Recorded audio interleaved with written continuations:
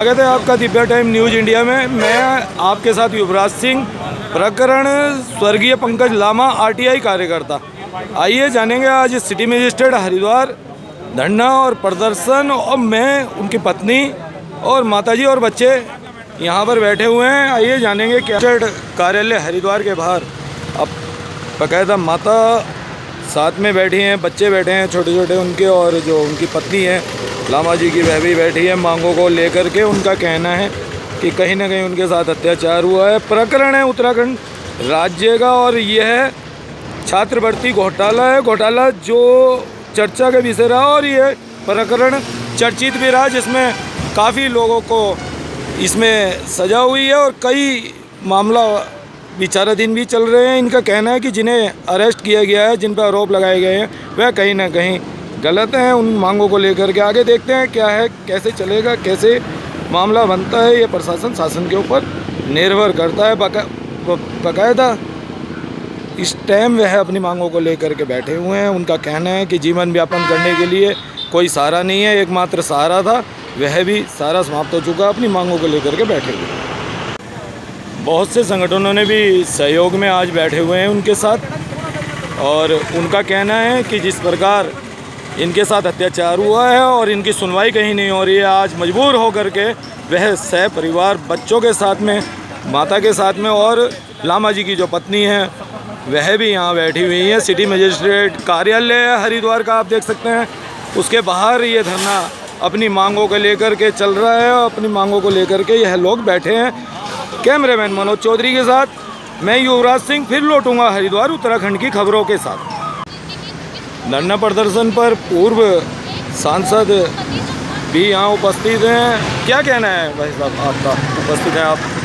पंकज लामा के परिवार को सुरक्षा दी जाए, जी, और अभी कुछ सहायता दी जाए, और इस पूरे कांड की जैसी भी इंक्वायरी की जाए, अन्यथा न्याय नहीं मिलेगा परिवार को जब तक इंक्वायरी नहीं।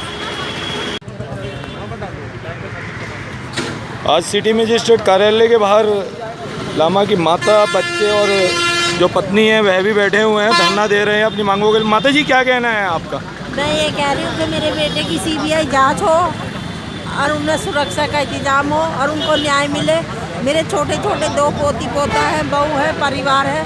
कमाने धमाने वाला वही मेरा बेटा था, वही मतलब प्रशासन ने कोई सुरक्षा भी नहीं दी। कोई ऐसे मतलब भगा उगा के ले गए, बुला के गाड़ी में इसको रात को, और वहाँ ऐसे करके कि वो अपना तुम्हारी चोरी वोरी पलोट है वो है, और उसको हत्या कर दी। जी भाई साहब, आज आप भी यहाँ पर उपस्थित हैं। जो धरना चल रहा है, लामा जी की माता जी पत्नी बैठी हैं, तो क्या कहना है आप?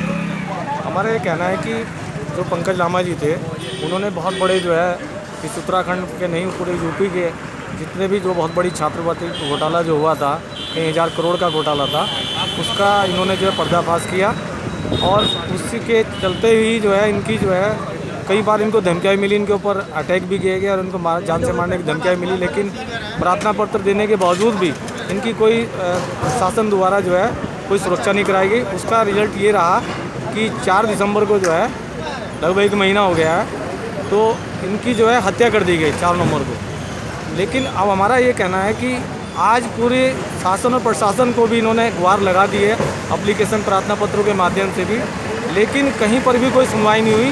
और जो पुलिस ने जो केस बनाया है हत्या का केस ना बनाकर उसको जो है गैर इरादन हत्या का केस बनाकर उन्हें जो है रफा दफा करने का काम किया। और जो उसमें एक्यूज्ड बनाए गए हैं, जो उसमें हत्या के आरोपी बनाए गए हैं, वो आरोपी भी सही मायने में वो आरोपी नहीं है।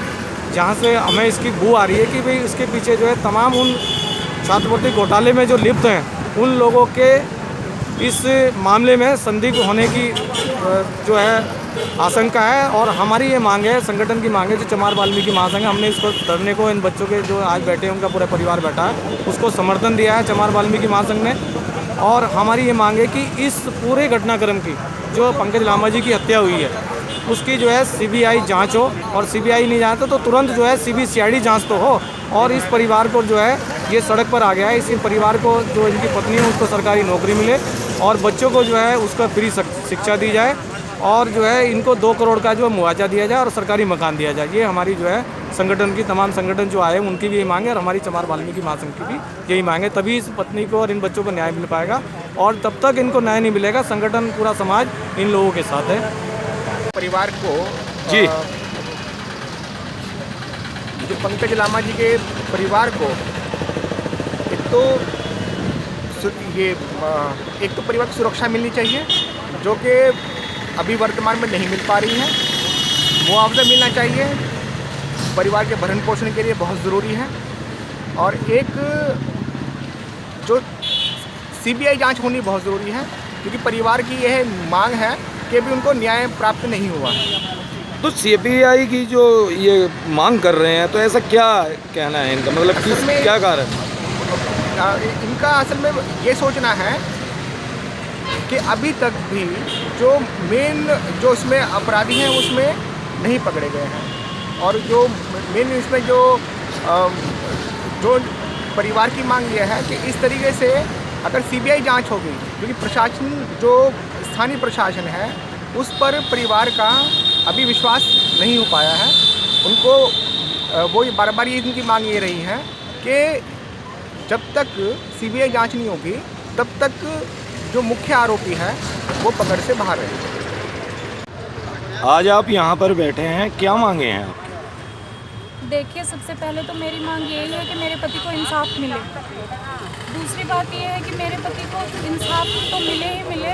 जो उन पर लांछन लगाया गया है 2 लड़कियों को वहाँ खड़ा करके कि नाबालिग लड़कियों को वहाँ खड़ा कर दिया कि पार्टी कर रहे थे, ये कर रहे थे, वो उनके पोस्टमार्टम रिपोर्ट में अल्कोहल भी नहीं आया और उनको सिर्फ ये बदनाम करने का काम किया गया है। मैं तो यही चाहती हूँ कि इसकी सीबीआई जाँच हो और निष्पक्ष जाँच हो।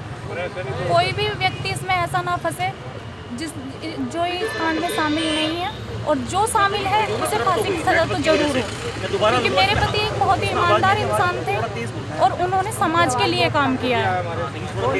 तो मैं यही चाहती हूँ कि मेरे पति को इंसाफ मिले।